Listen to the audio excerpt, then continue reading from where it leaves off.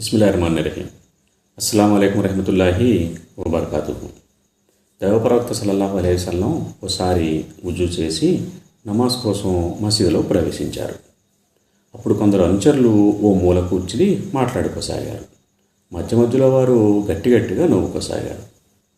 ప్రవక్త మహనీయులు వారి వంక కాసేపు అలా చూస్తుండిపోయారు. తర్వాత ఇలా పలికారు: మీరే గనక మీ సుఖాలను అంతం చేసేదాన్ని గురించి అధికంగా తలుచుకుని ఉంటే ఈ నవ్వుల్ని మర్చిపోయి ఉండేవారు.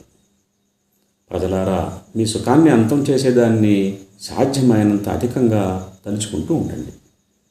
ఆ సుఖాలను అంతం చేసేదేమిటో మీకు తెలుసా? అయితే వినండి. అది మృత్యువు.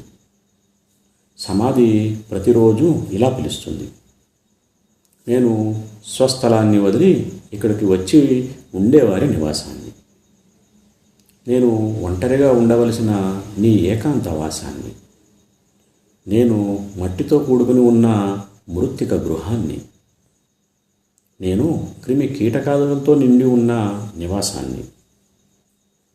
విశ్వాసిని సమాధి చేయగానే అది అతనికి ఆత్మీయ స్వాగతం పలుకుతుంది.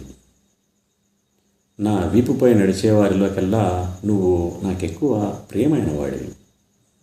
ఇప్పుడు నిన్ను నా రక్షణలో ఇవ్వడం జరిగింది. నువ్వు నా అధీనంలో ఉన్నావు.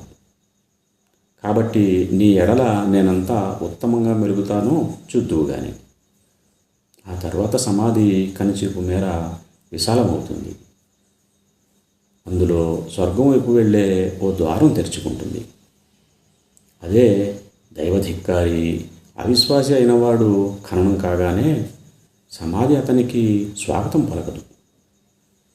ఆ తర్వాత అతన్ని ఉద్దేశించి, నా వీపు నేను తొక్కేవాళ్లలోకెల్లా నువ్వే నాకెక్కువ అయిష్టుడు. ఈరోజు నాకు నీపై పెత్తనం ఇవ్వడం జరిగింది. ఇప్పుడు నువ్వు నా అధీనంలో ఉన్నావు. కాబట్టి చూడు, నీ పట్ల నేను ఎలా ప్రవర్తిస్తాను అంటూ అతనిపై విరుచుకుపడుతుంది. దాంతో అతని పక్కటెముకలు ఒకదాంట్లో ఒకటి చొరబడతాయి. అది ఎలా అంటే, దైవప్రవక్త సల్లల్లాహు అలైహి వసల్లం తన చేతి వేళ్లను ఒకదాంతో ఒకటి చొప్పించి ఇట్లా చూపించారు. తర్వాత అతనిపై 70 సర్పాలు వదిలేయబడతాయి.